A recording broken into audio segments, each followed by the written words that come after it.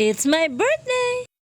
Hello guys! Isishare ko nga lang po sa inyo itong pa-surprise ng aking asawa. Pag umuwi nga po pala yung asawa ko, every other week po siya or every 2 weeks mga ganun. Pero nirequest ko talaga sa kanya na umuwi siya mismo sa araw ng birthday ko. At buti naman ay nag-grant itong wish ko sa kanya. At nakapagpaalam siya sa mismong araw ng birthday ko. Hindi ko alam ba't nag-inarte ako sa birthday ko na to. Dati naman wala akong handa pag birthday ko. Masasabi ko sa asawa ko handaan niya ako or ano.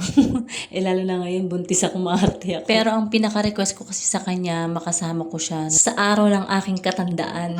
At syempre, very special din tong birthday ko kasi dun ko nalaman na buntis nga ako kahit na hindi namin inaasahan to. By the way guys, may handa nga pala ako dati kaya lang wala nga pala siya. Siguro kumakain lang kami sa labas pero iba talaga tong moment na to. At balik nga tayo dito guys sa pa-surprise ng asawa ko. Hindi ko kasi akalain na magbibigay siya sa akin ng ganyan. Right after nung pagdating niya talaga. Kung alam ko lang talaga nakaligo na sana ako or nakapag-ice man lang ako kahit mapaano.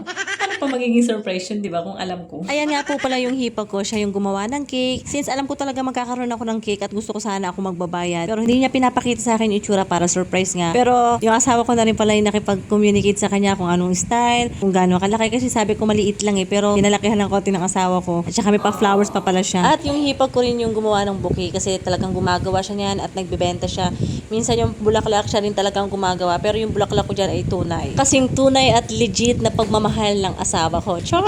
Anyway, ipapakita ko na nga sa inyo yung moment ko nito. Kahit wala akong ligo, walang kaayos-ayos. Basta ma-surprise lang niya ako. Okay na yun? Eh, salita. Tingnan mo nga to, si Bobby Boy.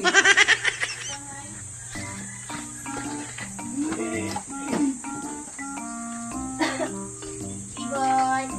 Oh, bagong giting TV. Boy. Bagong giting TV. Boy. Hala. Ika dito.